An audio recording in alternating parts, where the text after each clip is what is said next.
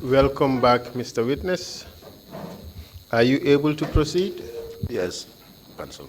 May I remind you that you're still under oath and you're still expected to be truthful about your testimony.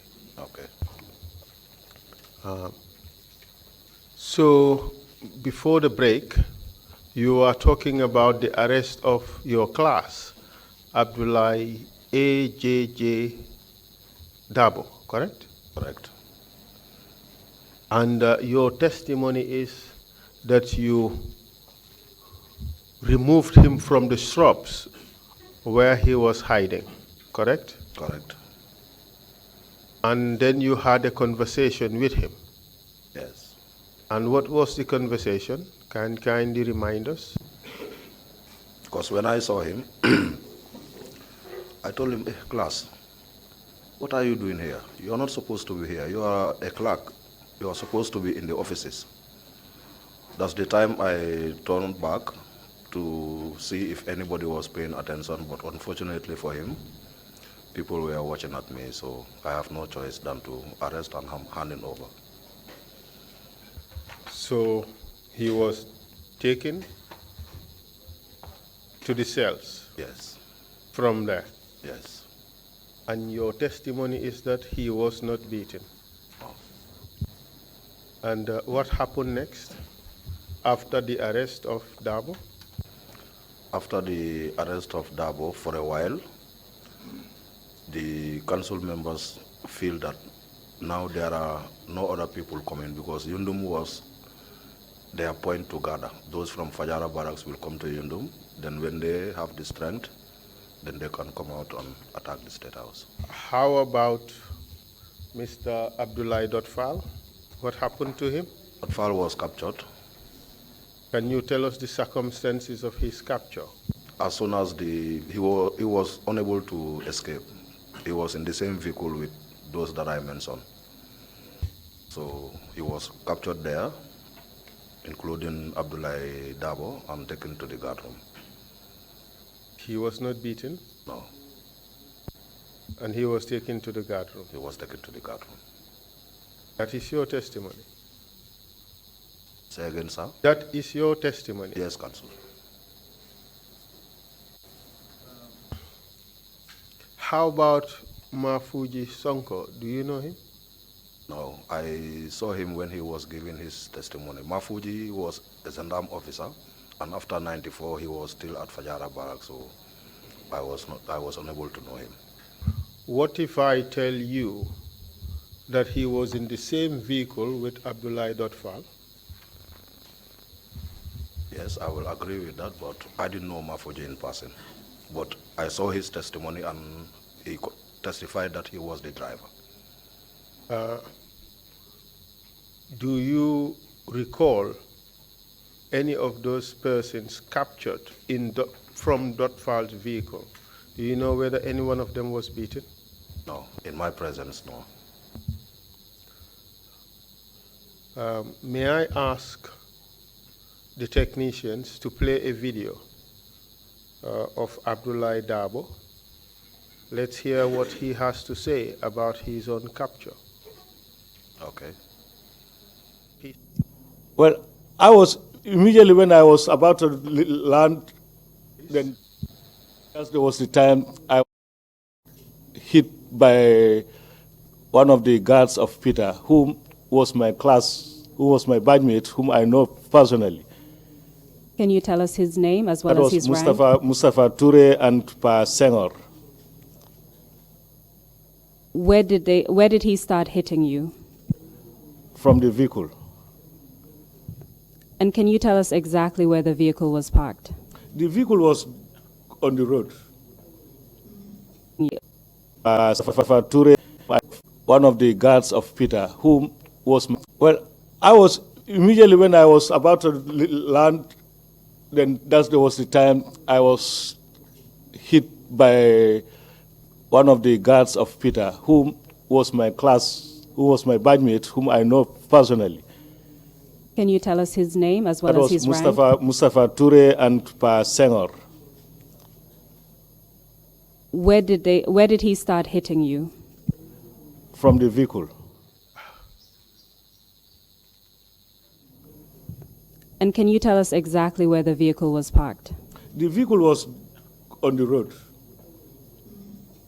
You know, when we receive a gunshot, that's the time LF stopped the vehicle, then he ran.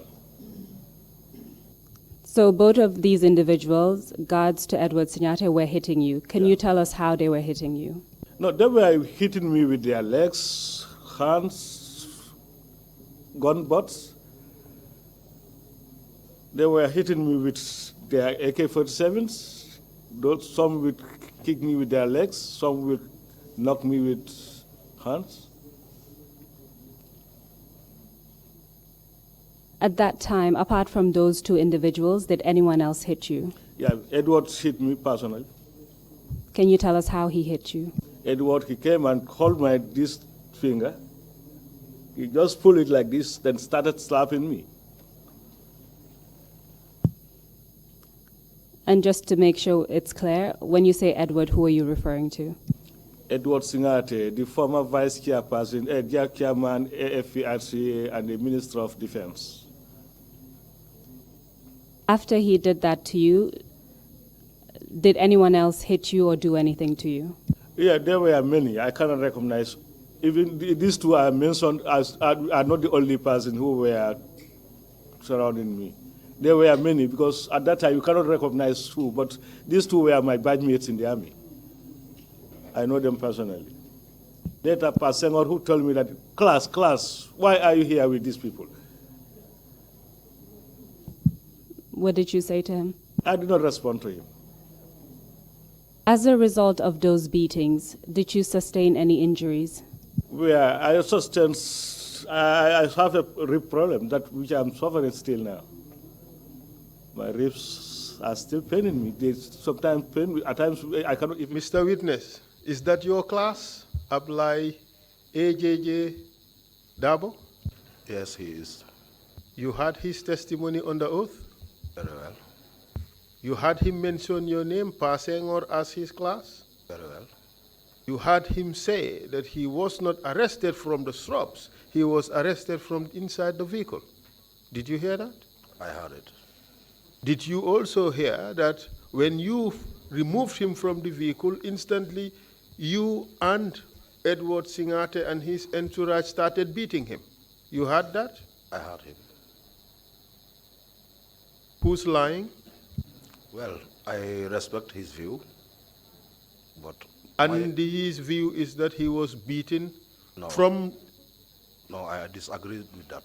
You disagree with that? Yes, Counsel. You're saying he was not beaten? In my presence, he was not. No.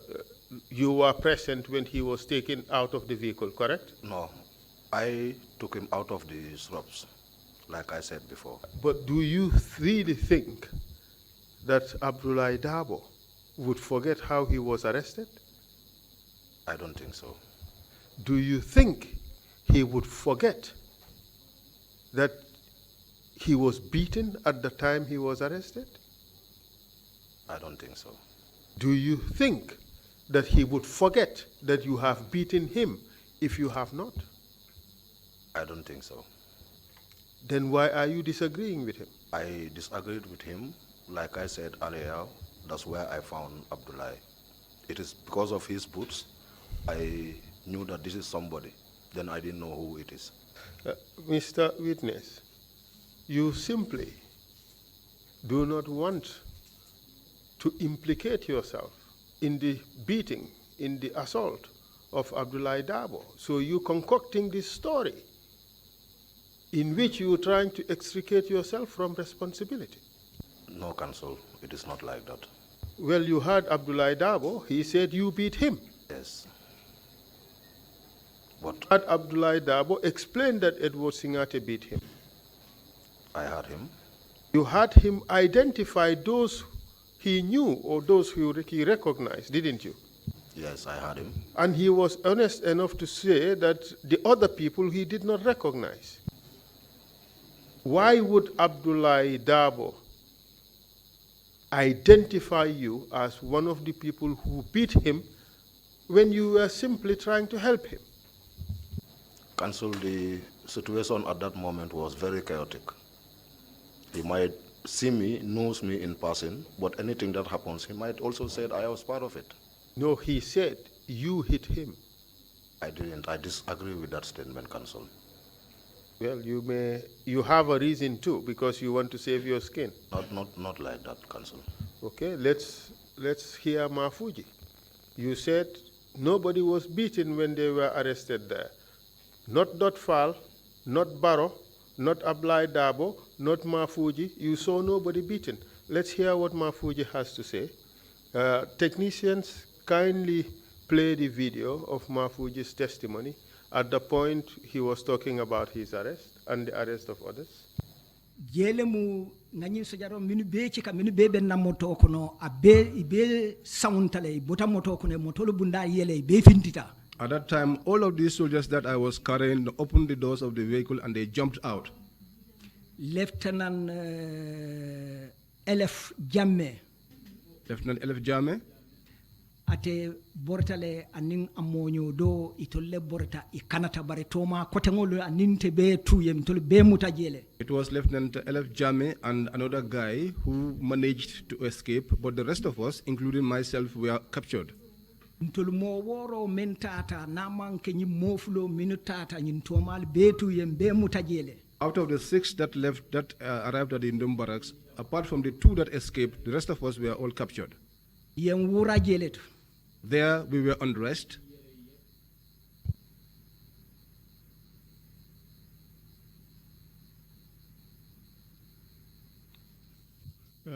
Thank you very much, Mr. Witness. Do you recall who led the officers that captured you? Fo heklo bulada mola miyalonko wale nyin sojarol nyatonko ya sojarol miyalonko wale temuda. Fo ngalon ne minialonko nyin nyatonko kono minien tolomuta. Whether if I know who led the soldiers that captured us? Yes. Or who was the actual soldier who captured you? Wala sojaro min fonga yete muta. Ha ngalon. Yes, I know. Kindly tell us, please. Afo mole. Lieutenant Peter Singate. Lieutenant Peter Singate. Anin Samba Bach Edward Singate la driver. And Samba Bach who drives for Edward Singate. Nyilem molti minialon ko nyatonka fulolu minibe lori wod lato yamuta damen anin nyimolu anin sojar kotengol be. They were the leaders of the soldiers just captured me and my colleagues. Bach Samba, do you know his last name? Nyim Bach Samba, foya kontongolo neba. Fa kontongolem fa kont no kontongo malo memul baren ka kili Samba Bach. I do not know, but we used to call him Samba Bach. Would the name Samba Bach Jallo ring a bell? Would it mean something to you? Niko Bach Samba Jallo, fo we fen ke hakilo kono leba. Anyway, Jallo ko Jallo fenko dan malon de barante ngalon Samba Bach. Well, I do not know. I do not know about this Jallo Staff thing, but we call him Samba Bach. He was a staff sergeant. He was a sergeant. The witness said staff sergeant, but you said you were arrested, you were captured, and you were undressed. Could you tell whether you were left with any form of clothing or not? Sako iko yal mutale. Kabri yal muta yal wurang. Ako sayang kabri wo wuran ro kola. Fo ye fentual balala komi walen city fan total balo balala. Drosol damma le tutam bala. We were only left with our knickers. You said some escaped. Do you know towards which direction they escaped? Iko dol Canada. Sayang fo yalo na mil Canada. Itata ni mafongo minaba. Bortale dunta fenko kono mafongola airport auto mafongola. So itata je nyawnya nyama je ntafono la katu mambule no mantre kono. They ran towards the airport end, and so, but I cannot say how they got there because I was not following them, so I would not know. That is perfectly understandable, Mr. Witness. Mo fa hamle. Mo kuma kan fa hamle. So after you were undressed, how many of you were in fact captured at this point? 2 escaped. And do I take it that it was 5 of you who were captured? Ako sayin kabri ya wuram foka pare. Sayin mo ya moja le muta katu fulak kanata le foka pare. Sa kam to ko atol mo lulle wato. Ha. Ko walem. Ha de. Yes. What happened after you were stripped of your military uniforms? Ako mune keta kabri ya le uniformol bondal ba le soldat uniformol kabri ya bondal bala mune natake. Biriye o uniformol be bondi mbala mbebe larin dumale mo mallo asingola de mbebe larin dumale nka kurolle. Once we were stripped of our uniforms, we were all lying on the ground. We were crawling. None of us was standing. Were you lying down as a matter of choice or not? Fo atol aliye o la minke adiata fongole bang aliye la duma bang fo amanka sawoti. Force ole munde ye la de ibe damfula ibe chikla I camera footballo ike damfula ibe chikla ibe larin duma ibe tala ibe kurolla. We were forced to lie on the ground and we were being kicked and compelled to crawl. Apart from being kicked, were you hit by anything else?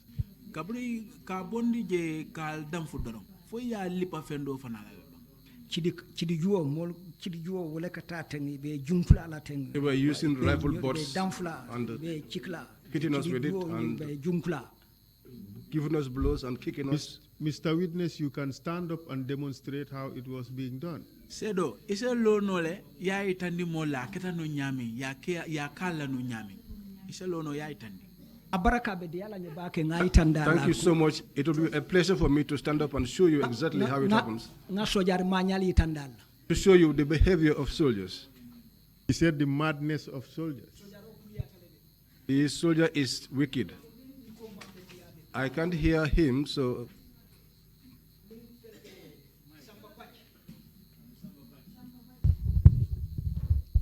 Peter Singate. Samba Bach. Singati and Samba Bach. Ani sojar kotengol mini ya lonko wol dolbe ci du kangol ci dolle be bulu amanke ciakan ko te ngakuma le fale jam. I'm not joking. I'm telling you something very serious. Mo buke mira comme ko ibe balula le because ka fonyele life comme be mbali be falale. At that time none of us was thinking of surviving because the message they told us they were going to kill us. Crawl. We are lined. Peter Singate be loring. Peter Singate stands behind. Samba Bach be loring. Samba Bach stands. Sojar kotengol be loring. Other soldiers are standing. Bari Peter. But Peter. Katara loring ne sojarol be randin teng. But he stands and the soldiers line up in front of him. And he's behind them with Samba Bach. Fuck them. And they order them to tell them to fuck them. These nonsense people. These nonsense people. He can check. They kick us as we crawl. As we are crawling. We're facing one side crawling. And they'll be kicking us and be using rifle butts and striking us from the back. Thank you very much, Mr. Witness. You may be seated now.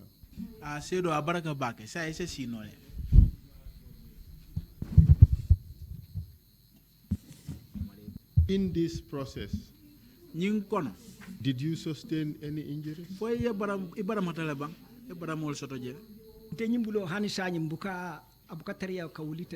left hand, up to now, I find it difficult to raise it up. And was that as a result of the injuries you sustained on that occasion?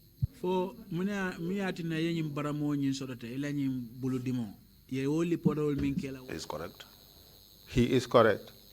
When did you realize that he is correct? I never saw him being tortured. Mr. Witness, you were there. It's the same vehicle. Yes. These witnesses alighted from the vehicle. They were all apprehended. He told you 5 of them were apprehended, and they were lined up, forced to crawl, and were being beaten as they were forced to crawl. So, like I said before, when I arrested my class, he was taken to the guard room and detained. You had your class say no, that he was being beaten there, and you participated in beating him. I disagreed, Council. You had Mafuji. He said Peter Singate, Samba Bach, and those older soldiers who were there at the time, who obviously include you, were beating him. You disagree with that too? Counsel, for Mafuji's case, I only saw Mafuji in the TV. Like I said before, I've never known Mafuji. So I couldn't tell whether he was tortured or not. Yes, but what I am driving at, Mr. Witness, is that those people who were captured from that vehicle claim that they were beaten. You disagree with that? I cannot remember this, Counsel. Selective amnesia. You're trying to remember selectively the things that favor you. Not like that, Counsel. You did not want to see any evil. You did not want to see, or you do not want to testify about anybody being beaten at all. All I am saying is correct, Counsel. Ensa Mendy, he was in your group, you recall? I recalled. He testified that those people were beaten mercilessly. Yes, Esa could know better than me because he's always near his boss. My friend, you were there when AJJ Dabo was arrested. Yes. AJJ could not have been far away from the other people with whom he was in that same vehicle. Yes, like I said, that day the situation... Which therefore puts you in close proximity with Esa Mendy and all those who went to the vehicle. You know, there's no specific positions that you will stand. People were mingling around, so... Isn't it really the case, Mr. Witness, that you are avoiding to say the fact that you saw these people beaten, and worse still, you are avoiding to admit the fact that you participated in the torture of these people who were arrested? Counsel, I would have just said it if I knew. You don't have the courage to do you? To accept responsibility for your act? It's not about that, Counsel. All right, let's move on. From there, you said these people were put in the guard room. What happened after that? What happened after that was the council members feel that maybe nobody will come again, so we should go to Fajara Barracks. Yes, tell us. How did you go to Fajara Barracks? By means of transportation vehicles. So, in which vehicle did you join? Do you recall? No, I cannot recall, but I was in one of these vehicles, a four-wheel drive. Four-wheel drive, you said? Okay. And how did you place, where in the vehicle did you place your gun? At the boot. At the boot of the... All right. So, tell us what happened when you arrived at Fajara Barracks. When we arrived at Fajara Barracks, we entered through the back gate coming from the Bakau football field. We used that back gate and entered. As soon as we entered, we form an extended line, then we start firing. So, at what point did you start walking? Just when you entered that road coming to the back gate. How many meters away from inside the barracks? Approximately 200 meters. 200 meters? It's where the vehicle stopped. The back gate and the inside the barracks, 200 meters? Yes. Okay. So from which point did you start firing? The moment that extended line was formed. Which was at what stage, at what point in the barracks? Sorry, come again, sir. At what point in the barracks? As you enter the barracks or as you moved further into the barracks? As we entered, we formed that extended line. And then you started firing? Start firing. And how many meters did you have to move into the barracks before you stopped firing? This must be, the barracks is too big. If I can estimate it, I will say nearly a kilometer. Because this is from one end of the barracks to the other. My friend, Fajara barracks cannot be 1 kilometer long. It's a very big barracks. We all know Fajara barracks. In fact, the commission has visited Fajara barracks. The barracks cannot be 1 kilometer long. If you enter from the back gate to the guard room, it's maybe approximately 200 meters or 300 meters at most. Far way more than that, Council. Okay, let's say 1 kilometer. Right, we give that to you. Serious exaggeration, but let's say it's one kilometer. How many rounds did you fire? I cannot remember the exact number of rounds I fired, but I do fired a lot of rounds. You fired a lot of rounds. Yes. Where were you shooting?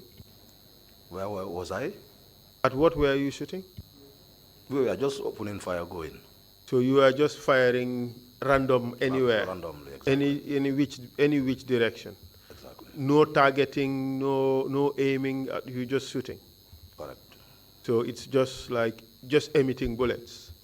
That's correct. How many drums did you finish? I can't estimate it, but I was having more than 500 rounds with me. You emptied all? Not all. Half? I couldn't even fire the half. You did not even fire half? Yes. And it's a machine gun? Yes. So how many rounds, if you put it on burst, how long would it take to do 200 rounds? A boss can take out 2 to 3 rounds at a time. Yeah, so 2 to 3 rounds per second, is it, or per minute? A second. A second. So therefore, to fire 200 rounds would be 200 divided by 3, right? That would give you the number of seconds, right? So that should be about, I'm not so good in maths, I'm a lawyer. That's our excuse anyway.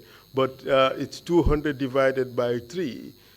So that should be about 80 something, or say 90 something. No, 60 something, yes. Say 65 or 66? 66, yeah.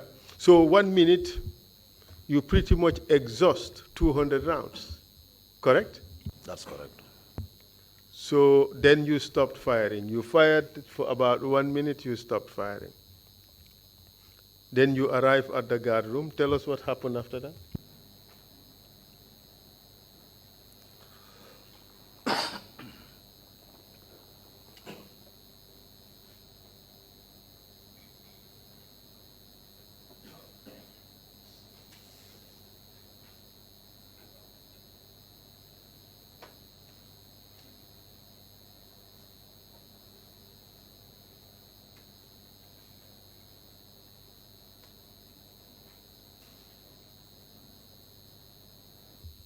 So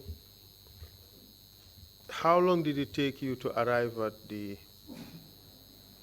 guard room area?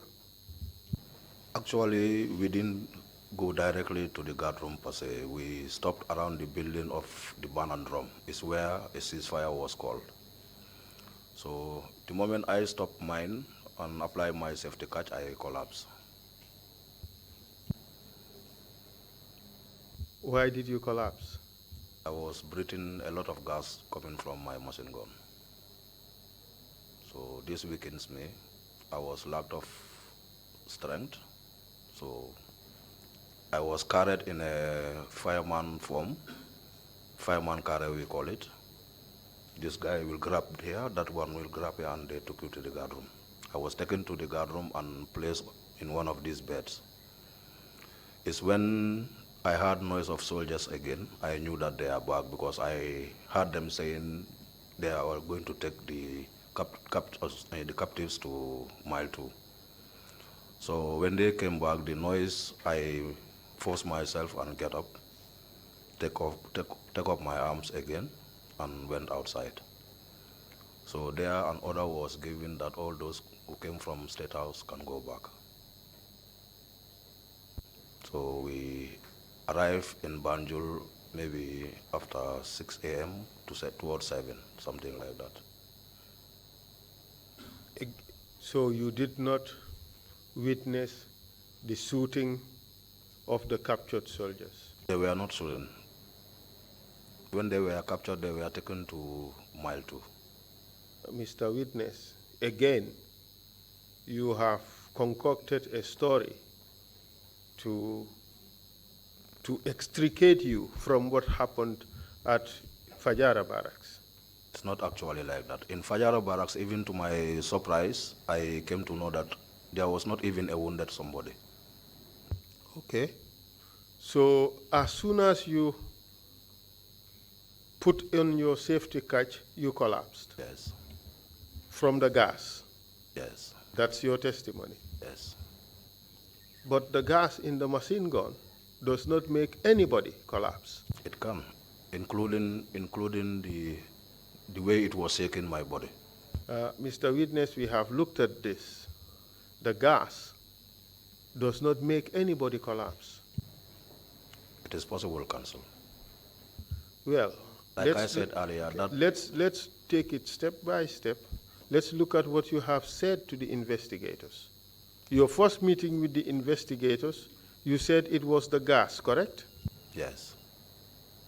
But when you did your statement, you changed your story.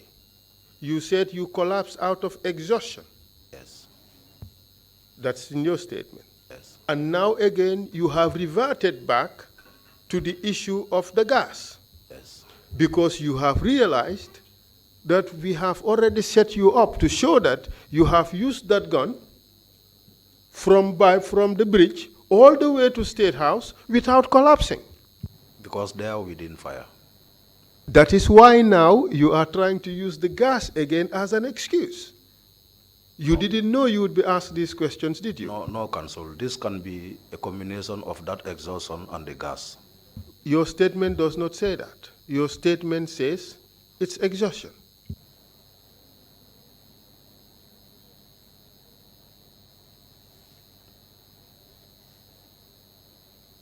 So you see, Mr. Witness, you tried to extricate yourself from this. It's not like that, Counsel. You try to see no evil. You try to hear no evil. You try to participate in no evil. You're trying to shield yourself from responsibility. That's why you faked this collapse, which never occurred. No, it did occur, Counsel. Would it surprise you to note that no witness ever mentioned that? It is possible, but this is what happens to me. And do you know that Yankuba Ture is alleged to have collapsed at Fajara Barracks? The witnesses, at Yundum Barracks, the witnesses said it. No, I didn't realize that. You did not realize, but people who were close to him realized that happened, and they said it. But nobody mentioned you collapsing. I did, and this is the truth, Counsel. And an order was given for all those from State House to return to State House. That's your testimony. Yes. And you guys returned to State House. Yes. Would it surprise you to note, okay, let me rephrase, Manlafikor, he was from State House, wasn't he? No, Manlafi was at Fajara Barracks then. At that time, Manlafikor was from State House. Well, I cannot recall that. Mr. Witness, don't try to play games. Soldiers were not taken from Fajara Barracks to go and fight. Soldiers were taken from State House, correct? That's correct. Manlafikor participated in those events, didn't he? I cannot recall seeing Manlafi. Yes, you would pretend No, now, I'm not because pretending. you know I'm that not Manlafi is from State House and he participated. To my knowledge, Manlafi was at Fajara Barracks. Witnesses have him at State House. Witnesses have him participating in Fajara Barracks. Witnesses have him participating in Yundum Barracks. What do you say to that? It's possible, but To my own recollection, I cannot recall seeing Malafi. How about Babukar Mbup? Yes, Babukar was a state guard member. Yes, but Babukar went back to Yundum Barracks. To State House. Babukar went back to Yundum Barracks. That is the evidence. I cannot recall that. We have a statement from Babukar. He said he went back to, all of you went back to Yundum Barracks. No, I disagreed. Mr. Witness, it is the case that you want to extricate yourself from what happened at Yundum Barracks. So now you concoct this story that you went back to State House. That is what happens, Counsel. What happened? You went back to State House or you went back to Yundum Barracks? Back to State House. How? By means of transportation. You went alone? No. You went back with the staff, the fighters from State House, all 46 of you. You see, Mr. Witness, that is completely different from the testimony that all the soldiers provided. It's your own imagination, calculated to deceive the commission. No, Counsel. You can deny as much as you want, but you have not offered anything to suggest that the evidence received by the commission is false. And you have an interest in getting the commission to accept your own version, because your own version would remove you from those who committed crimes. No, it is not like that. I'm saying what I know. All right? So you went back to State House. So therefore, you did not participate in the events that led to the killing or the extrajudicial killing of the other soldiers who were captured previously. That is correct. So let's get your testimony correct. November 11, you went out with council members, right, to cross the counter coup. That's what happened, right? That's correct. And in the process, you saw nobody beaten. You saw nobody shot. You saw nobody killed. Yet you participated in this event. That's what you want us to believe. That is what happens, Counsel. That's strange, isn't it?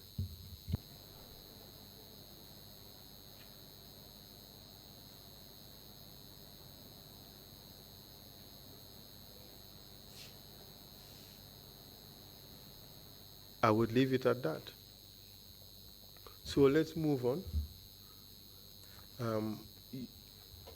In fact, before that, let me play the video for Ensa Mendy. You would hear what he has to say about what happened immediately after the shooting of the soldiers at Fajara Barracks.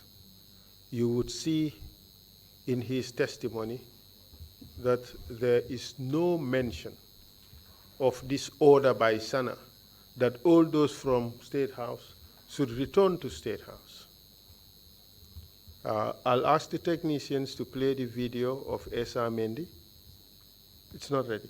All right. We'll move on. We will move on. But let me just make it clear to you that none of the witnesses recall or mention an order given by Sana Sabali for the soldiers from State House to return to State House. What do you say to that? Well, I can say immediately they came back from Mile 2. We were ordered to go back to State House, meaning our mission that day was ended. So at least to the council members, everybody go and join the guy you are responsible for. And that was the end of things? What I know. Well, what you know is different from what everybody has said.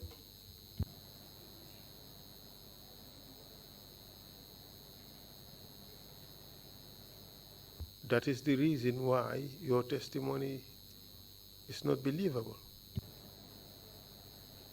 And that is how it goes, Council. That is what you want to tell us. That's what you want us to believe. That is what I know. And the reason is you don't want to be present where the torture happened. You don't want to be seen as having participated in the torture. You don't want to be seen as having participated in the shooting of the soldiers at Fajara.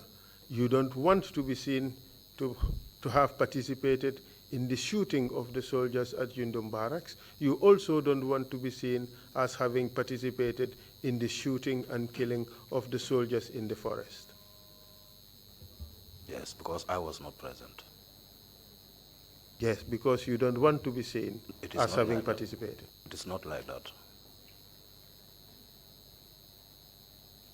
Okay, so you went all night in this operation. You saw nothing wrong. Not a single thing happened.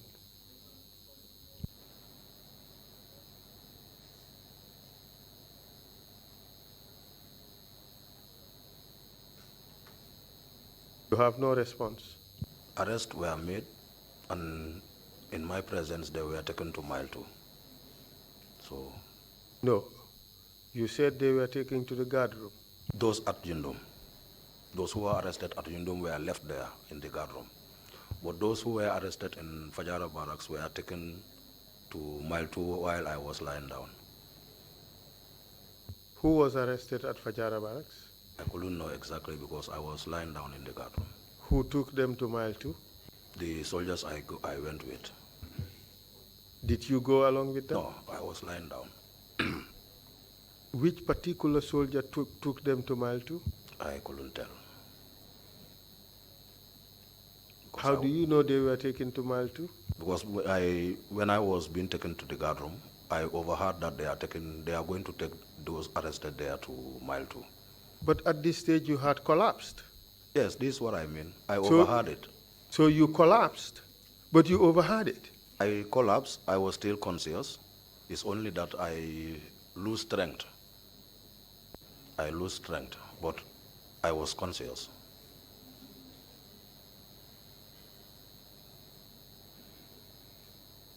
You want us to believe that? And this is the truth, Council. You said you collapsed. Yes. And you were carried. I was carried because I lose strength. I couldn't stand on my own. And you can recall them saying that these guys will be taken to Mile 2? Yes, because I was still conscious, mentally. Okay. Interesting. Mr. Senghore, your testimony is certainly very interesting. But let me tell you that those arrested were taken to Mile 2 after the killings at Yundum Barracks. No, Council.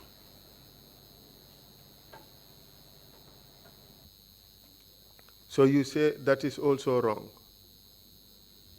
In Fajara Barracks, all those who were arrested were taken to Mile 2. But those arrested in Yundum, we left them at the barracks prior to attack Fajara Barracks.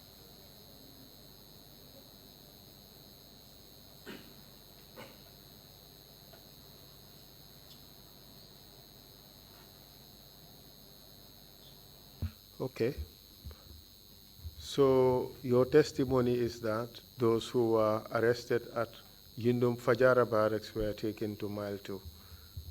Well, the evidence we have is that straight from Fajara Barracks, Sana Sabali went to Radio Gambia and made an announcement and joined the rest of the soldiers in Fajara Barracks, in Yundum Barracks, excuse me. That is the evidence. You say that is wrong. No, I didn't say so. All I said was, when soldiers arrested from Fajara Barracks were taken to Mile 2, council members and their orderlies went back. They didn't travel with us to State House. Where did they go? Back to Yundum Barracks. Yes, so it means, let's get it straight. Edward Singate, Yankuba Toure, Sana Sabali, Sadibo Haidara, and their list of orderlies. You mentioned Ensa Mendy. I have the list here. You mentioned Ensa Mendy, Jali Musa Sow, JCB Mendy, somebody called Sow, Sekou Jase, Mustafa Toure Churo, Alfuseni Suso, Njai Ponkal, some other Njai Baba or something you said, Bakari Jiba, Bach Samba Jallo, and Lamin Fati. These are the people who went back to Yindum Barracks. Yes. And these are the people who would obviously participate in the rest of the events, correct? That is a likelihood, Counsel. Mr. Witness, this is, according to the evidence, far from the truth. The entire group went back to Yindum Barracks. No, Counsel. The only reason you are saying this is because you don't want to be included in that group that went back to Yindum Barracks and committed the heinous crimes that took place there. You want to save yourself from responsibility. No, Counsel, it is not like that. All right. So let's move on. You talked about when you went back to Fajara Barracks, what happened to you, to State House, excuse me, what happened to your career afterwards? I continued serving the military. And where were you posted? State Guards. Okay. So can you tell us what happened after Sana Sabali was arrested? I continued still working. Did you have occasion to go to Mile 2 at any stage during that period? No, before this period. Before which period? Before Sana Sabali was arrested. What did you go to do? I was taken to Mile 2 for interrogations. To interrogate who? There were a lot. Most of them were senior officers. And what was your role? I was part of the team. The team of what? Or the team of who? A team of soldiers led by Alaji Martin. To do what? To interrogate them. Can you tell us who you interrogated? I personally interrogated RSM Fai, RSM Babukar Sanyang, and Musa Sise. Because I was having a personal issue between me and these three people. Tell us how it happened, and tell us what happened in detail, please. I think a few months before 94, the then President Jawara traveled out of jurisdiction, and he was to come back early in the morning. So we were asked to go home, prepare our uniform and boots, and come back to the barracks by midnight, which I failed to do. I decided that I will make it early in the morning. So by 4 a.m., I joined a workers' bus coming from GPTC depot to collect GPTC staffs who lives in Bakau. It was so early that only two of us were managed to make it on time to board those vehicles. So it was only two of us, me and Musa Sise, who make it on time to join the workers' bus. So in the bus, I was even trying to dodge away from him because he was like a father to me. I was born in his presence. So instead of taking his own seat, he came and sit beside me and asked me, why didn't you sleep in the barracks? I tried to explain, but he stopped me. I definitely wanted to lie to him, but he stopped me before I even go further. He told me that service don't know this. For instance, even you were asked to do something and one of your parents is late, you have to go to the barracks. Took permission. If you are permitted, you go back. If not, you have to continue your work. So let me desist from such practice. I was even surprised because his name was not that good in the barracks, because people see him as very strict somebody. So I was surprised with the advice he gave me. We took the workers' bus up to GPDC depot, then we boarded another one heading to Tabokota. It was in the rainy season. The moment we arrived at Tabokota, it started raining. So there was a vehicle coming, and the engine shows me that this might be an officer's Land Rover, because there used to be a Land Rover dispatched purposely for officers. So I volunteered and went under the rain and stopped the Land Rover. It stopped some few meters from where I was. Then me and Musa Sise joined that Land Rover to the barracks. The Land Rover went directly to the officer's mess. Officer's mess is not far from the guard room. Sorry, from the cookhouse. So I saw soldiers taking their breakfast, but all of them were with their arms. So I decided to first go to the armory, withdraw my weapon, then join them to have breakfast. After doing this, even those who were very close to me didn't know that I don't sleep in the barracks, because they would have asked me, yesterday I was looking for you, but I didn't see you. So then I knew that nobody knew about it. So we went to the airport. Excuse me. When we formed up, the Guard of Honor provides 2 ranks.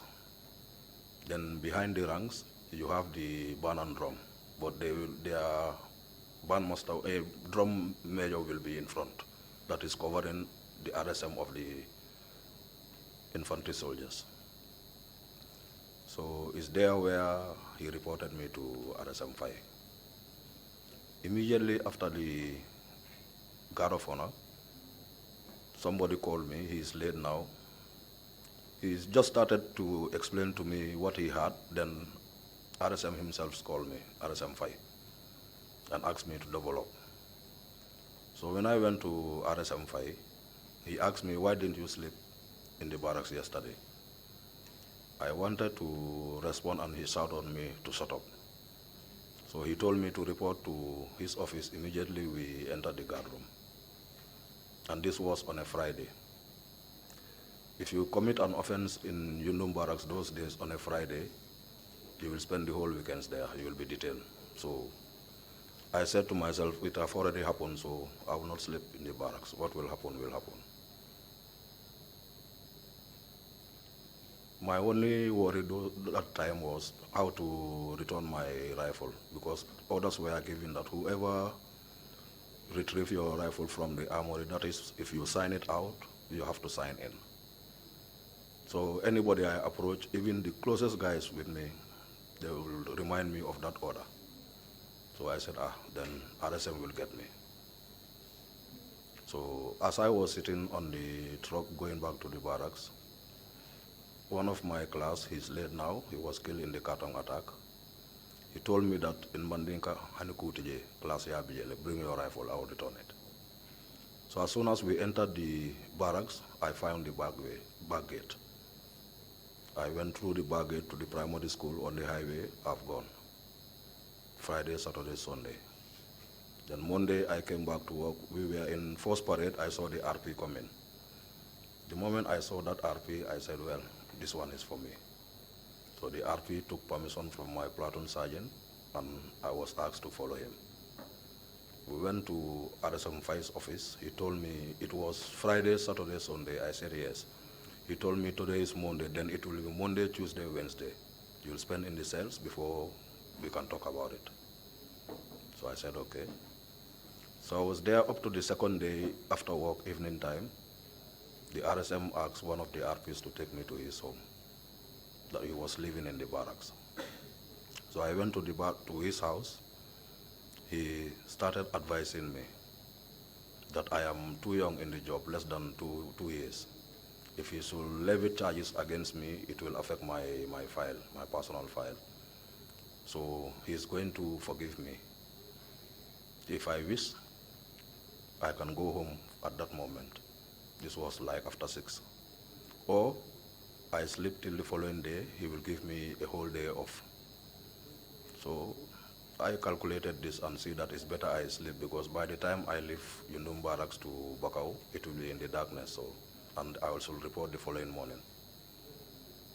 So I decided to sleep. In the morning, he also honored his promise. As soon as he came, he asked for my release. Then I went home.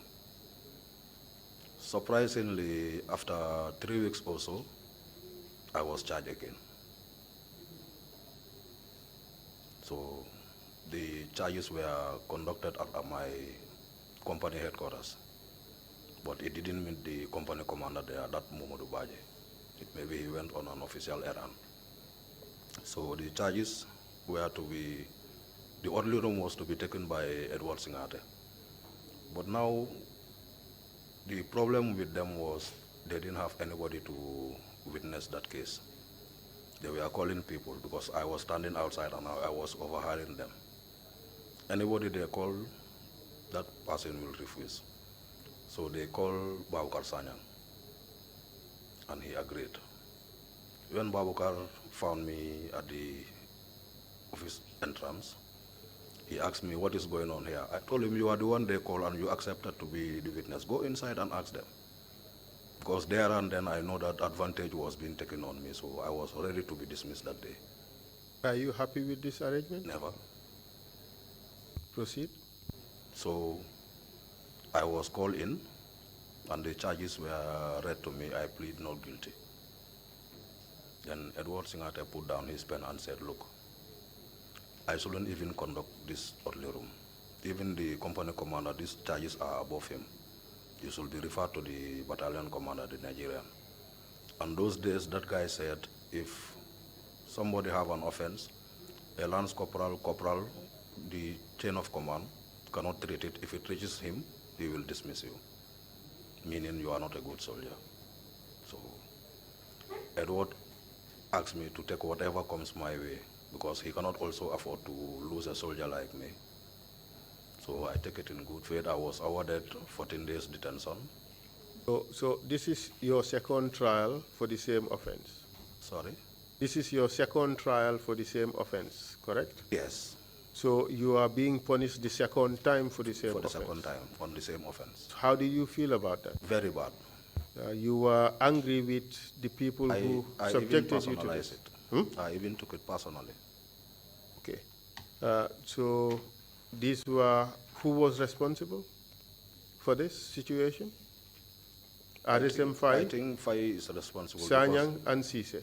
Yes, these three people were responsible for the fact that you were being punished twice for the same offense. Yes. And you were not happy about it? Yes. You were bitter? Yes. Good. So tell us what happened in November. So when they were affected by this November 11 and we went to Mile 2, people, some detainees were being tortured. By who? By the team I went with. Exactly, I cannot remember who. Tell us who was in the team. Who led the team? Elijah Martin led the team. What was his rank at the time? And he was a staff sergeant, if I am not mistaken. What is his rank today? I think he's a general. General where? In the army. So Alaji Martin lead the team of torturers, correct? That I went with that day.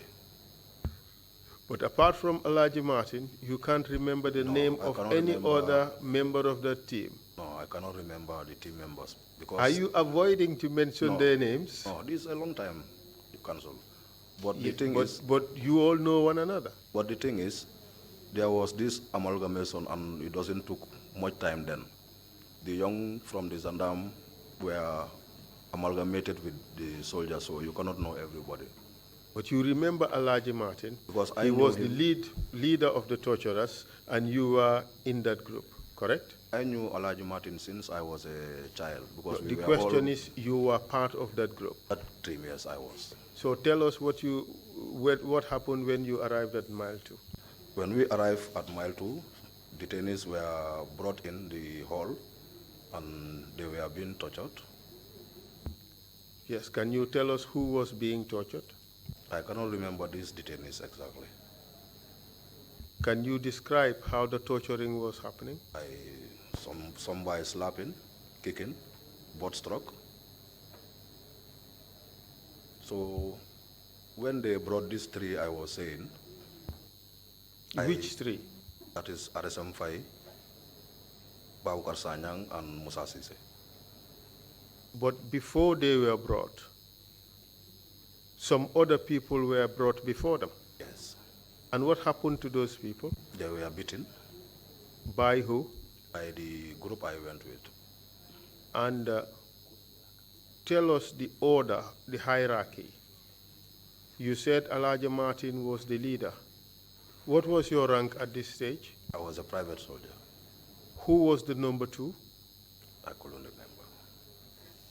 All these others, were they also private soldiers? Maybe there might be a rank holder, but I can't remember exactly. You can't recall? All right, but Elijah Martin was running the show, that's what you said? He was the leader. Yes. He was the head. So this first batch, you said they were tortured by way of beating, slapping, kicking, and butt stroke, correct? Correct. Was anything else done to them apart from that type of torture? No, after that they were returned back to their cells and brought in this team, these 3 people. So these 3 people comprising of who? Sasise, RSM Fai, and Baukar Sanyang. All at the same time? No, at intervals. At intervals. Yes. Who came first? I couldn't remember. So you said they were brought at intervals. So how did it happen? One person brought? No, maybe 2 to 3 people at a time. 3 people were brought? Together. And they were brought at intervals? No, these 3 were brought together. They were before brought these 3, there were others before these 3. So those others were tortured? Yes. By your group? Yes. Did you participate? No. You did not participate? I did not participate. You were just a bystander? Yes. Okay. And then the second group? Was these 3 that I mentioned. Fai, Sise, and Sanyang? Yes. And what happened with these 3 when they were brought? When they were brought, they were asked to sit on the floor. Then I turned to Elijah Martin and asked permission that I will be dealing with these 3 people. At that instance, even Elijah Martin thought these people will have more than what the others have. So, what do you mean by that? That I am going to deal with these 3 personally. Nobody will participate in their interrogation. You said these people will have more than what the other group would have, the other group was given. That's what you said. I said, when I took the permission, maybe Elijah Martin was thinking that these people will have more than what the first guys have. What do you mean by that? Because maybe they will be expecting that I will torture them mercilessly. So the permission was granted. So to permit to torture them mercilessly? Yes. Okay, what happened after that? So what happens, I begin talking to RSM Fai to ask him, why did you punish me? I slept 2 days in the cells. You forgive me between, you said, according to Elijah Fai, he said between a Jola and a Serer, he is going to forgive me. But let me desist from such stubbornness again. So I appreciated that time. So when I asked him in mile 2, he told me that it was Musa Sise who wasn't, happy or satisfied by the way I was punished. So I told him, but you've already forgiven me. Why charging me again? Did you not fear God? He kept quiet. Then I turned to Musa Sise and told him, when I passed out and came to Yundum Barracks, it was only you and the bad master that I knew, because I was born in your presence. I was a small boy in your presence. So I was looking up to you as a father. Like if I should have any difficulty or problem in this camp, you are the one I should rely on. But for him, he couldn't even speak. Then when I turned to Babukar, I told him to swear between him and God if he have known anything about the offense I committed that day. He kept quiet. Then he later responded to me that we used to do it for one another.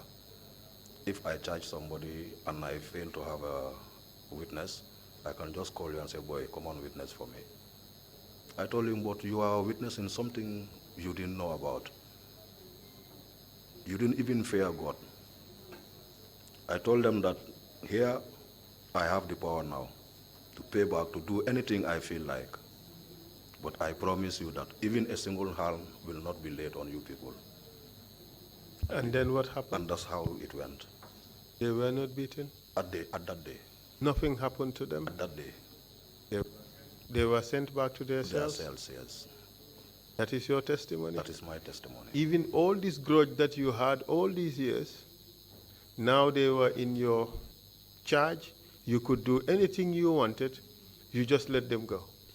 Simply because I finally found the truth. So they had to forgive and forget. You had mercy? Because of even the situation they were in, I felt it for them much more to revenge again, personally. It surprised Martin, didn't he? It might be because they all heard what I was saying, so they feel the advantage that was taken on me. So Martin accepted your request? Yes. And let them go? Yes.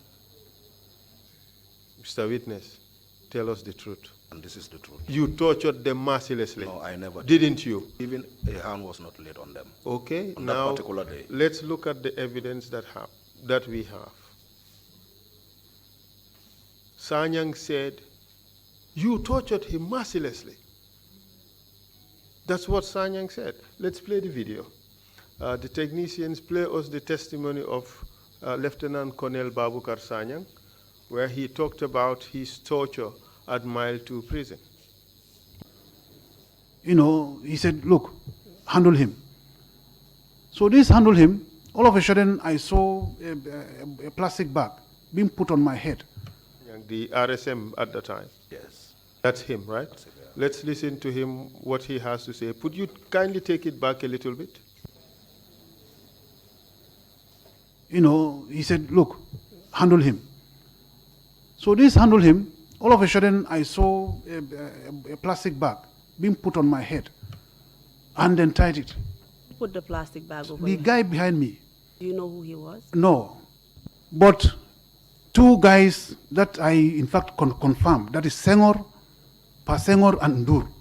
Because Pa Senghore was on my left. Give us their full names and ranks, please.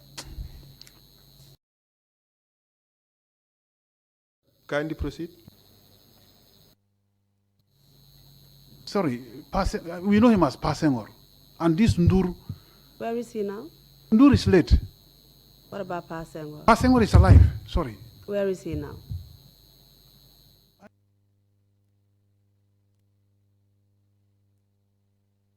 That is Senghore, Pa Senghore, and Ndur.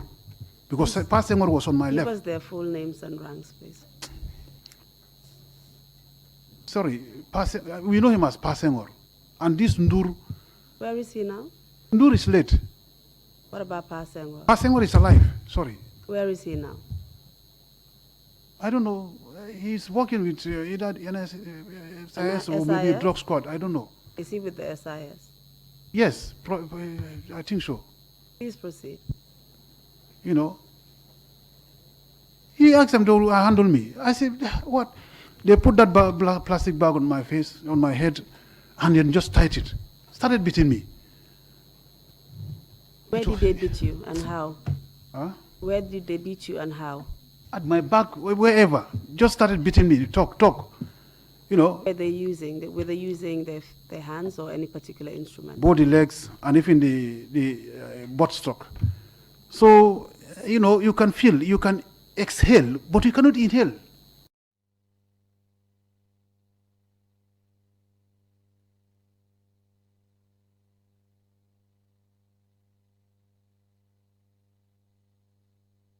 You accept that he's talking same incident that you're talking about? Yes. Well, he said you guys suffocated him with a plastic bag and you were hitting him all over his body. Is he lying? It's not correct, Council. This one too is lying. It's not correct. It's lying about your involvement. Yes. And you are the person who has an interest in his story not being believed. Yes. So, and you want us to believe your story. It's that they came, you had all this grudge against them for all this time. And when they came, this time around, you pleaded for them for nothing to happen to them. Yes. But they don't see it your way. They said you tortured them mercilessly. No, I never did. You never did. If I did, I would have just said, yes, I did this to Baba. No, you don't have the courage to, Mr. No, Witness. it is not about courage. Let's listen to RSM-5. RSM-5 has a completely different narrative. He was not there at this time. He was not. He was arrested in July and he was released by December. He was not there. What do you say to that? I disagreed. I maintained my statement that RSM was there. You tortured Sana Sabali, didn't you? No. Council, after this visiting, I've never been to Mile 2 again while in the army. Sanyang was arrested not in July. Sanyang was arrested not in November. Sanyang was arrested after Sana Sabali. He was arrested because of Sana Sabali. He was arrested because he visited Sana Sabali's home. What do you say to that? I have no knowledge about that. You having selective memory, isn't it? I have no knowledge about that. So when you tortured Sanyang, he was tortured immediately after Sana Sabali. I was not present. This first batch you mentioned as having been tortured was Sana Sabali's batch. No. Mr. Witness, you don't want to be a witness to any torture. No. In the group that you mentioned, tortured the first batch, you would not recall their names because you don't want to implicate your colleagues. It's not about implicating. It's not about implicating. As far as you can recall, there is no violation of rights that you witnessed. Yes. Only one incident, that is the beating of the first batch. Yes. You can't recall who's the first batch. You can't recall who beat them. Yes, that's correct. You are avoiding mentioning names. No, I am not. Because it would come back to haunt you. I'm not avoiding. After this particular incident, you said you never went back to Mile 2. Yes. What did you do after that? I continued my work until sometime around 2001. Then another attempt was made. And this was the first time an attempt came within us, that is within the state guards. So I was... Which year was this? I can remember something around 2001, either early or mid-2001.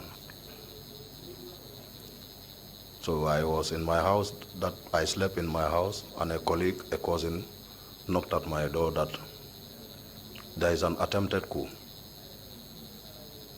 My first word was, from which barracks? He told me, no, this is within us, but the caller said the situation is neutralized, so no need for anybody to go to the State House. Then that guy was very young in the job. He was young in the State House, in the State Guards also. So I advised him, well, by 8 o'clock, try and report to the State House for accountability purpose. And I did that myself. By 8 o'clock, I went to the State House. So we were told if anybody is not on essential duty, you can go back home. that was my last day off. I used to have 2 days off. Then the following day, on a Sunday, I reported on duty, and I was posted at the kitchen of the president. The kitchen and our bodyguard guard room are almost near. So we were there. I saw a group of soldiers approaching us, coming towards us. Automatically, I knew something is going on. But to me, maybe they are coming to look for reinforcement from those who were sitting there with me. So when they arrived, they asked me to come to the guard room, to enter the guard room. So like I said, I have no other thought than maybe they are looking for reinforcement. So when I entered the guard room, I was asked to surrender my pistol. I said, why? They said, because you are among the suspects. So I removed my pistol, clear it, remove the round in the chamber, because I always put the round in the chamber and host it. So I removed that round, return it in the mark, and hand over the pistol and the mark. So by the time this process was going on, I can realize a lot of people that come with the group have sneaked away. So the sergeant who led that group also felt the same thing, so he asked me to wait for further notice. I went back to where I was sitting and continued my duties. Then around 4, I went out of the State House for almost an hour plus. But when I was going, I found a soldier at the gate. He was slinging his weapon across his chest. We used to play draft, so I asked him to go with me to the guard room, main guard room. That is the physical guard room, to go and play draft. So he asked me to wait till the civilian population went home, then we can play draft, so I went. On my return, as I entered the State House, I saw a group standing. I said, yes, something have happened behind me. As I was going towards that group, a particular sergeant, Sergeant Bojang, Paul Bojang, Baukar Paul Bojang, also was walking, coming towards me. So when we met, he told me that I will be giving you back your pistol, but you have to go to your house and undress to civilian dress. I forgot this guy's initial, but he is Dumbuya. He told me Dumbuya have run away with his rifle and entered the market. So we are going to find him. But let's meet at Greenland. I was not far from there. I was living then at Picton Buckle. So as I was approaching the Greenland, I had almost 2 shots. So I just went directly towards the direction I had the shot coming from. When I arrived, I found Dumbuya lying down. He sustained 2 gunshot wounds on the abdomen. Did you participate in the killing of Dumbuya? I even had the shot before I reached there. The question is, did you participate in the killing of Dumbuya? No, Counsel. This is a matter that would be investigated. It's in conjunction with the killing of Alma Momani. We would investigate this. We haven't quite come to that point yet, but you are under oath. Yes. You are testifying before the commission. It's a crime. To lie under oath, it's also a crime to lie before the commission. You are saying that you did not participate in the killing of Dumbuya, Corporal Dumbuya. That's your testimony. That's correct. Okay, let's leave it at that. Let's fast forward to your transfer from State House. No, I wasn't transferred. Your subsequent when I saw move from State Guards to junglers. No. Tell us about your move from State House and your training and enlistment into the junglers. Okay. Immediately after that attempted coup. Which one? That was the coup that Almamo and the State Guard Commander Landing Sane involved, where Almamo loses his life and... Did you participate in the killing of Almamo? Never. Did you participate in the attack in which Landing Sane was arrested? No. This attack was done by soldiers who came from Kanilai. I think it was led by the late Musa Jammeh. They are the one who conducted that operation. How about the killing of Doumbouya, Corporal Doumbouya? The killing of Doumbouya, I was on the ground. Like I said, I was heading to the Greenland as instructed. Then I had gunshots, almost 2 shots. Where is Greenland? Greenland is, you know where the BICI bank was? If you continue going to the beach, that is where it's called Greenland. Wasn't it there he was apprehended? He wasn't apprehended. I found him sustaining 2 gunshot wounds on the abdomen. At Greenland? At Greenland, on the beach. How many soldiers pursued him? I found there are nearly 4 to 5 soldiers. And you're claiming that you did not participate in that event? I found Doumbouya on the ground. You're claiming you did not participate in that event? Okay, I didn't participate in the killing, but I went and changed dress to civilian clothing to come and find Doumbouya. So as I was coming, I had the gunshots. No, you said you were going to Greenland. Yes, after changing dress, I was heading to the Greenland. To do what? To join the group as instructed. You joined the group looking for Doumbouya? Doumbouya, yes, as instructed. Exactly. With the aim of apprehending him? Apprehending him. Okay, so as you approached, he was shot? I had 2 gunshots. Who shot him? I couldn't tell because then I was not visible.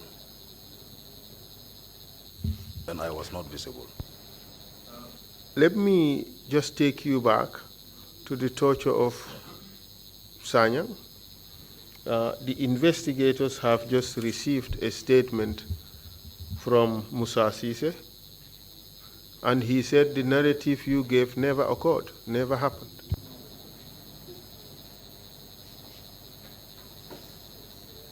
That's the truth, Counsel. Who has the truth, Musa Sise or you? What I said is the truth. Okay. Musa Sise has denied that what you said ever happened. He said you lie. RSM Fai said you lied. He was never there during that time. He was tortured after July. The narrative you gave is false. Sanyang, you have heard what he said. He too said what you said is false. Are all these people lying? Yes, Counsel. They all lying to implicate you. Is that what you suggested? I don't know what is in them, but the statement I gave was correct. Pa Sanyang said you tortured him. He lied. Abdoulaye Dabo said you tortured him. You saying he lied. All these people who testified before us, they all lied about the same facts that you're talking about. You're the only one who's speaking the truth. You want us to believe that?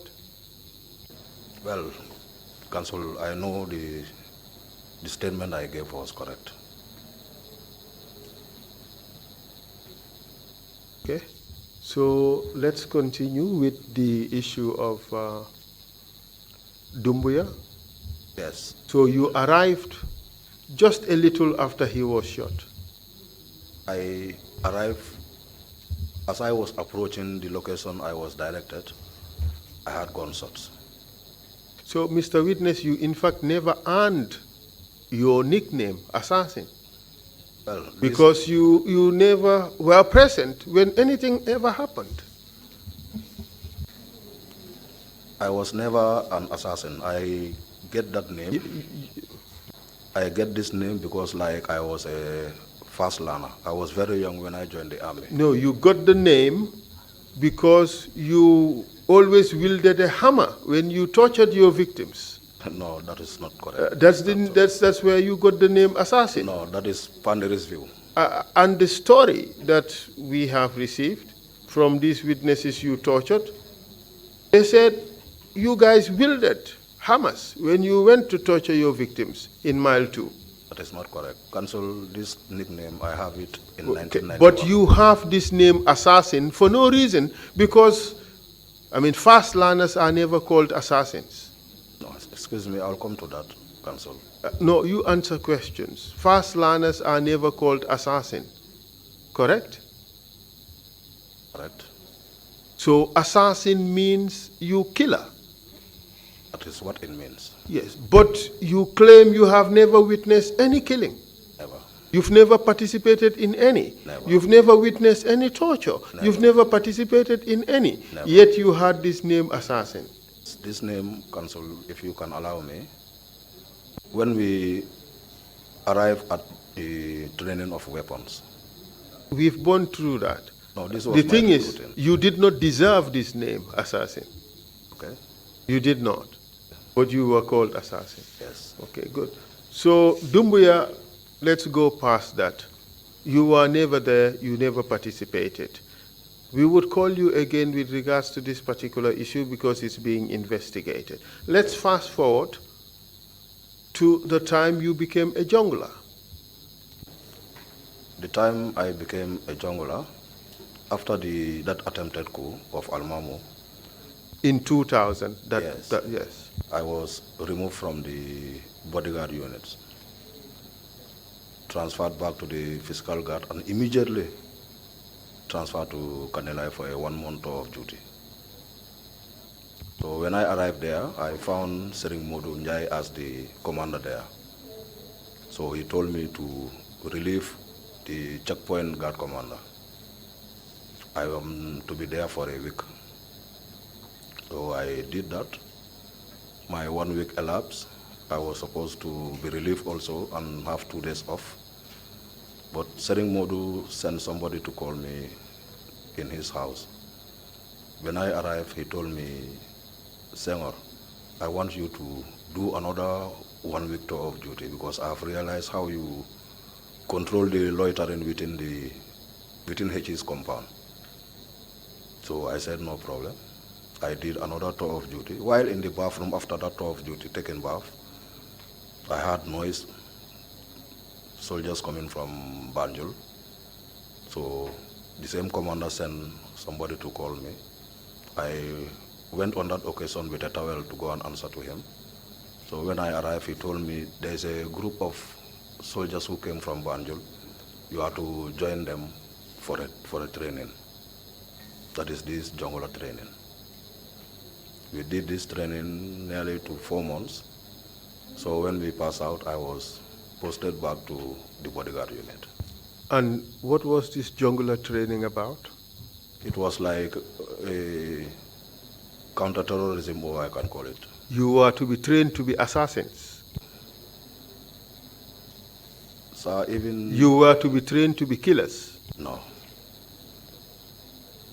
Even the guy responsible of training knew that I look low upon his knowledge in what he was training us. Because maybe... You were already assassin. You already knew more about killing than he did. Maybe somewhere within the top rankers, he have managed to baffle them and make them believe in what he was doing.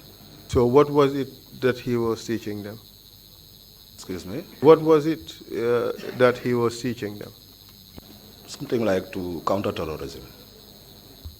But it was called junglers.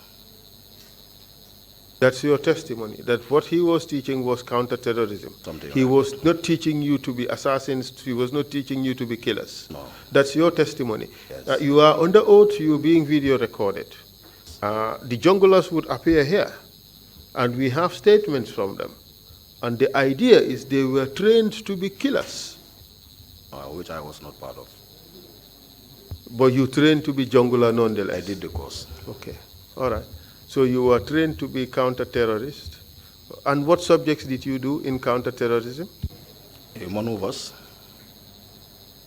Basically maneuvers. Maneuvers, you mean movements. Exactly. How to take positions to do what? To attack defensive positions, how to dislodge a defended position. Do with what objective? On security matters. No. To penetrate defensive positions. Or dislodge for what objective? So in case like we have a threat. To neutralize the threat. Exactly. Which is to kill those who are making the threat. Yes, Council. So you are being trained to kill? Not actually killing. I am lost here.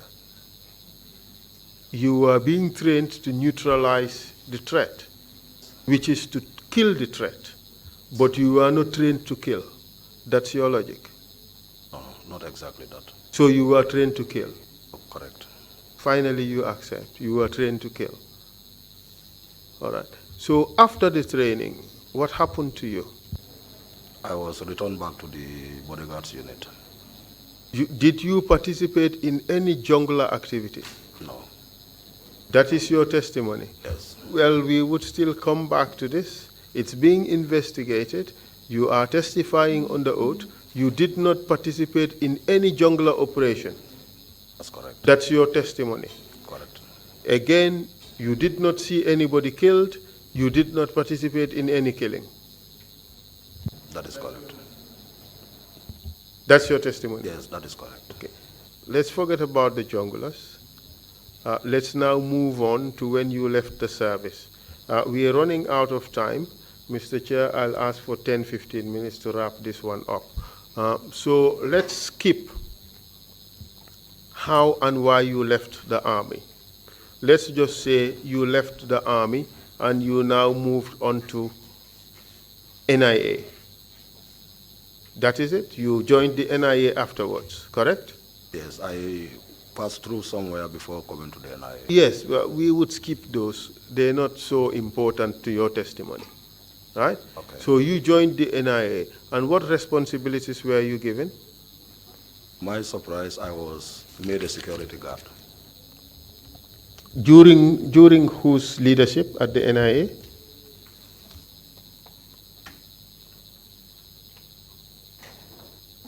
I joined the NIA, I think I found Pajalo there, Director Pajalo. Could you say again, sir? I found Director Pajalo there. Pajalo. And which year would this be? This will 2003, correct? No, I left the army in 2003, joined the NIA in 2007. Okay, good. And you were made a security guard during this period? Yes. Did this position change subsequently? Yes. And subsequently, which position did you hold? I was made an operative. An NIA operative? Yes. And with whom were you working at the time? When my status was changed, I was posted under the operations unit. Under whose leadership? Under Alaji Moore. Could you say the name again? Under Alaji Moore. Alaji Moore, what was his last name? His Job. The real name is Idrissa Job. Did you, as an NIA operative, participate in any torture? No, Council.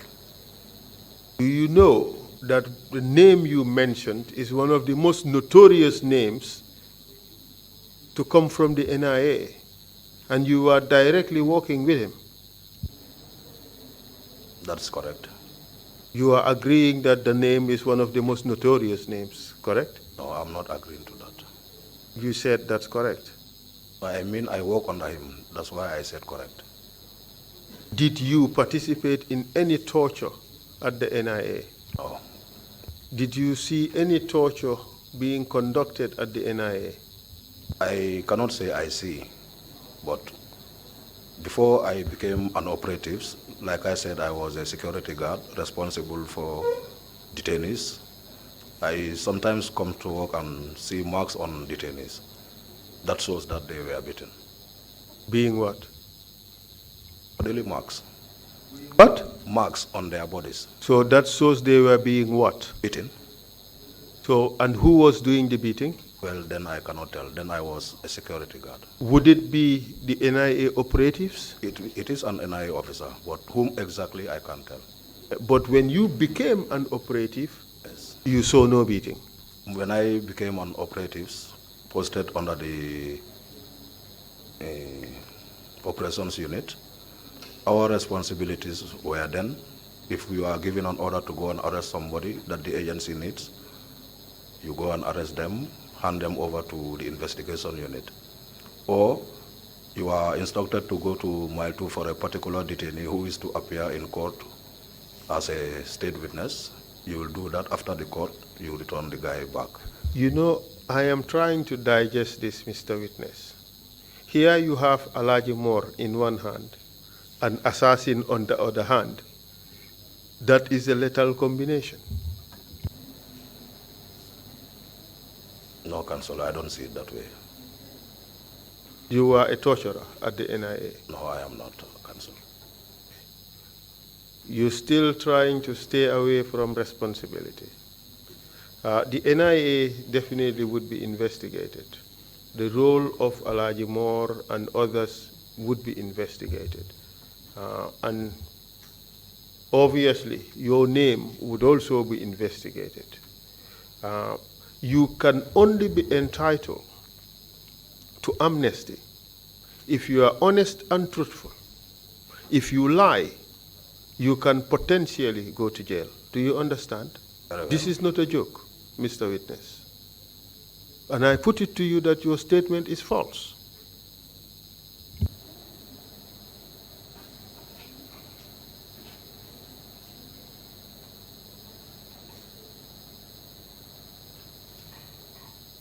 Let's move on. You left NIA and you moved to where next? DLEAG. What is that? That is Drug Law Enforcement Agency, Gambia. Essentially the drug squad? Yes. With who did you move there? Together with Alaji Moore. So you were moved to the drug squad for more effectiveness in the fight against drugs, isn't it? Not actually. We were moved there based on the drug squad was introducing an intelligence branch. So Alaji Moore was to head it, and he was given a departmental transfer, and he took me along. He took you along. So obviously he will take with him one of his most loyal subordinates, wouldn't he? That is possible. One of the most effective in their work.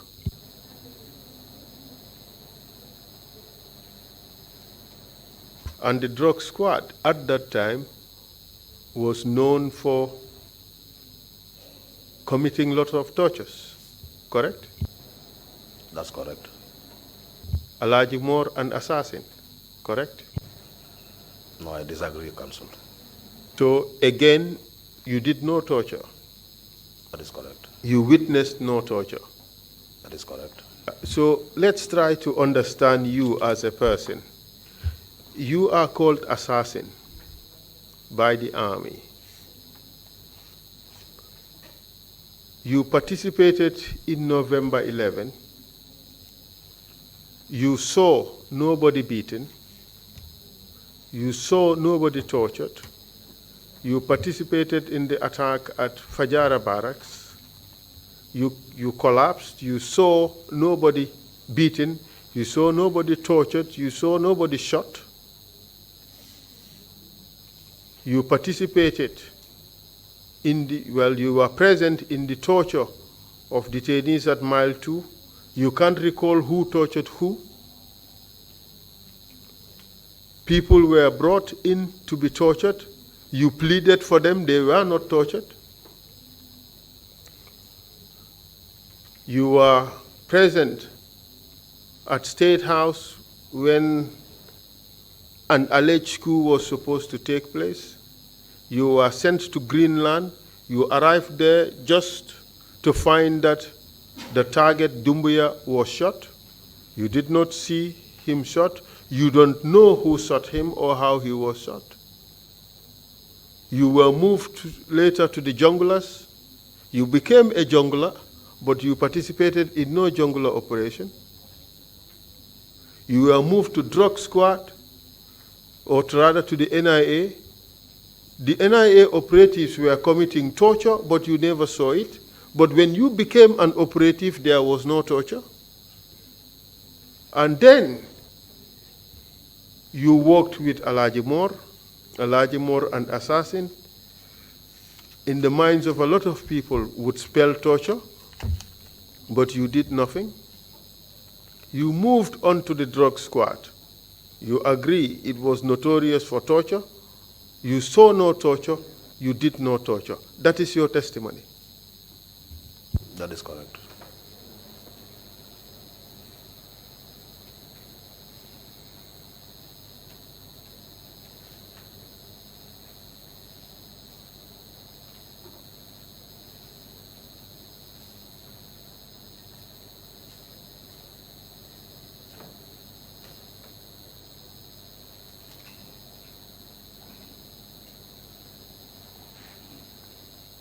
So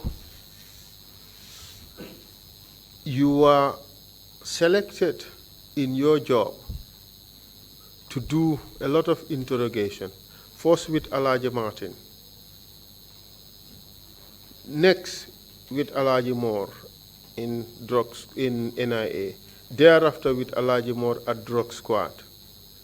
Have you ever had any training to do interrogations? No. So you just went and put your subjects down and then you questioned them? That is correct. And no training. What was your rate of success? It was high. Very high. They would talk, wouldn't they? But you had no technique, no training in doing this. That is correct.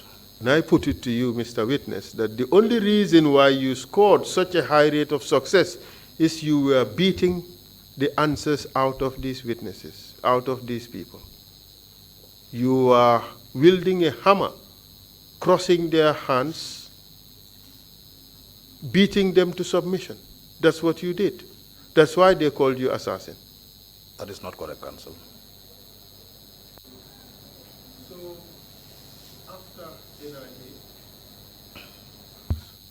after NIA, you joined drug squad, you were still successful, but you didn't beat anybody.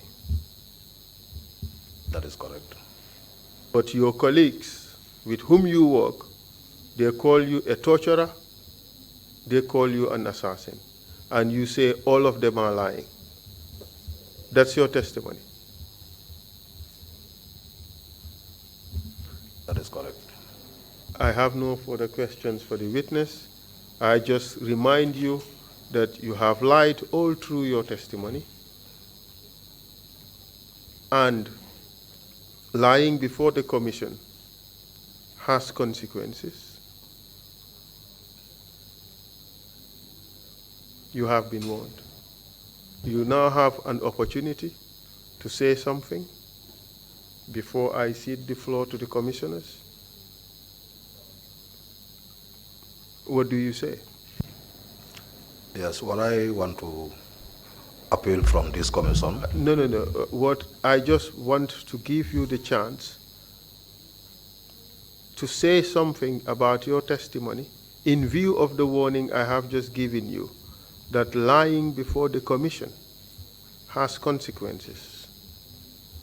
You have a chance now to change some of the things you have said, if you want to.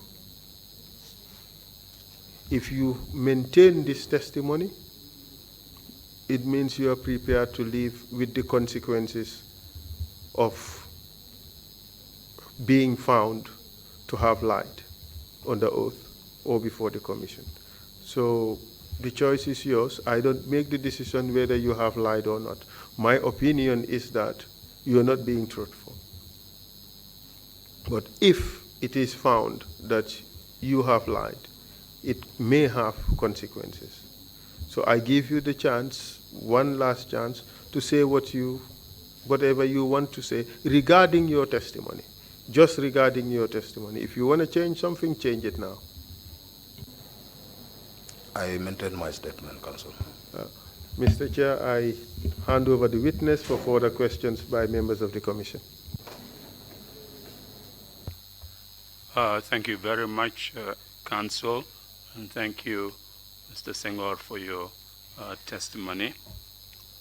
Before giving the floor to any commissioner who may want to ask questions, just want to find out from you very simple, or make a very simple point. The primary objective of this commission under the Act is to create an impartial historical record of abuses and violations of human rights from 1994 to 2017. Witnesses come here to testify, to assist us in carrying out that mandate of creating a historical record of violations. Is it your view that the time that you have spent in the security services, from the Gambia National Army all the way to the drug squad, that you had never, ever seen any violation or abuse of human rights during the period that you served? Or alternatively, please tell us if you had ever seen any violation, any abuse of human rights as envisaged under the Act. It's a very simple question. That should help us. As I said, the purpose of this commission is the purpose of you witnesses appearing before the commission is to assist us in carrying this out. Yes, violation of people's rights occurred, but I never participated. I knew this by hearsay, particularly after the 11th November. I would just heard that so person have been taken out from mile 2, and that's the end of it. But it occurred. So you still maintain that you have not seen any violation, you have not participated in any violation at all? I don't see, I didn't participate, but I heard. Thank you. Commissioners, Bishop, you have the floor. Thank you, Chairman. Mr. Lamin Senghore, in your description, when the council members went to State House to consult with the chairman, after their consultation, they came down, and then they told you that you have to go to Yundum to go and crush a planned coup, and they asked for volunteers. You yourself, personally, volunteered your services to go and crush that coup plot, the counter coup. Now, when they say to go and crush, and you went with your weapons and things like that, what crushing of a coup entail? Can you please explain that? Thank you. It entails a lot of things. That is, people might lose their lives there. People can be captured, detained, or even tortured.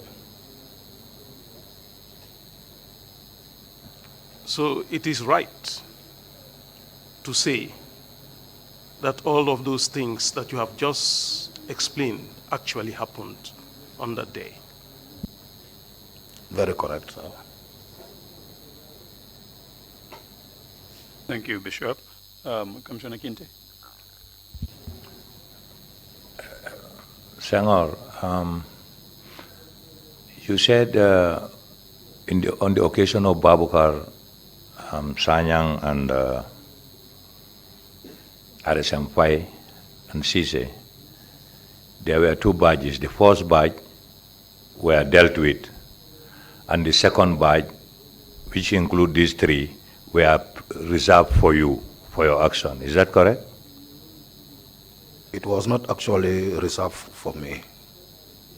I stood in and seek for permission to deal with them personally. That's the reservation. You asked them to be reserved for you in particular. That's correct. Fine. You remember those names and how it went about? Come again, sir? You remember the three names and how the events unfolded, went about? Yes.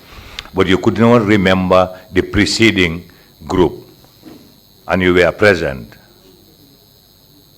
Yes, correct. Again, when you were, Sana discharged you and said, those from the State Guard can go back to Banjul. Which transport did you use to go to Banjul, to return to Banjul? I think it was a four-wheel drive, something like a Nissan Patrol. You think it was four-wheel drive? Yes. And you said a good number of you came from State Guard. You were able to fit in one four-wheel drive? No, I was in one of them. It was two. There were two four-wheel drives? Two vehicles went back to Banjul. Can you describe the one you boarded? It was a Nissan Patrol. It was a Nissan Patrol. The color? I can't actually remember the color. Did you know that? Do you know that you have remembered the color of the vehicle that Lieutenant Barrow used? You described it as blue.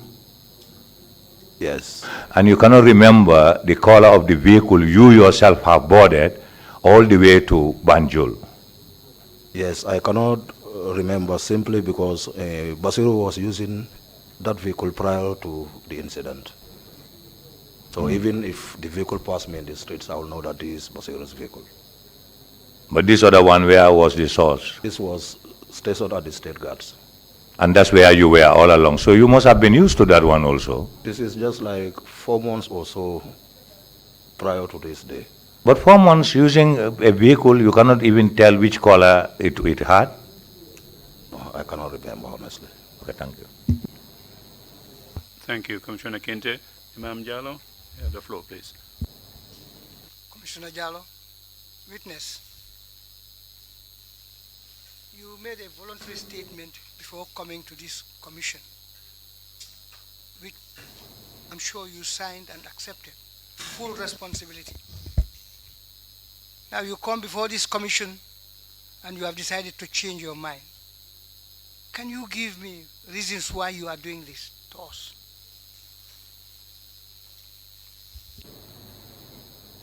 Thank you, sir. I'm not deciding to change my mind.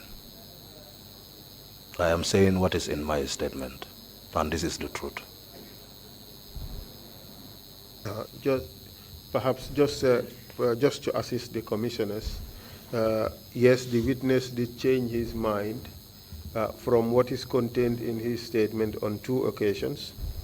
The first is the trip to Banjul and the negotiations that was made by the coup leaders to give them access to the bridge, to cross the bridge. Clearly he lied about that because he did say he engaged those who blocked the bridge by walking over, brandishing his machine gun, and threatened those who were holding the bridge, and as a result they let go. But he later admitted that what is contained in his statement is true. On that occasion he did change his mind. Another issue where he changed his mind is the reason for his collapse. The first interview with witnesses, with the investigators, he said it was the gas, but later he changed to say that it's because he was tired. But he realized during the questioning that the issue about the fatigue will never fly. He changed his mind again and said it was the gas. So those are the two instances in which he changed his story. But the purpose of our examination was to show that his story is so fanciful that it cannot be believed, and that it is so completely different from what every other witness have said. But also, his own victims gave a completely different narrative from what he gave. But that is to be expected. Many perpetrators would not come out and say that the story of the victims is true. That is where we find ourselves. Thank you, Mr. Chair. Before you adjourn, Mr. Chair, I would still wish to put the statement of the witness in evidence. So I'll allow you to continue, and then I'll do that. Yes, Counsel, I'll come to you on those that in-house task. But thank you again for those reminders. Commissioner Carr? Commissioner Carr, as the Council has just explained, if you are able to change your testimony in those two cases, what would make us believe that you didn't change your testimony, or you are not lying to the Commission in the other testimonies that you gave? That is correct. I am not lying.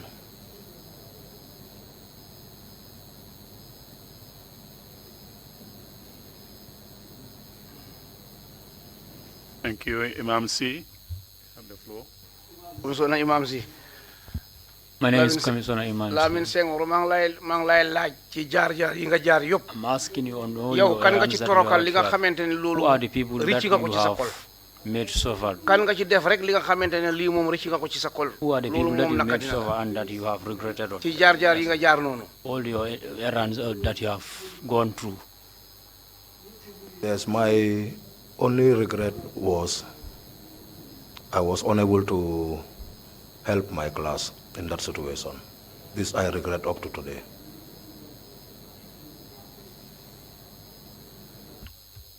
Thank you. If there are no further questions from the Council, please proceed with the... Yes, Mr. Chair, we would wish to put the statement of the witness into the record, and if accepted, it would be Exhibit 0043.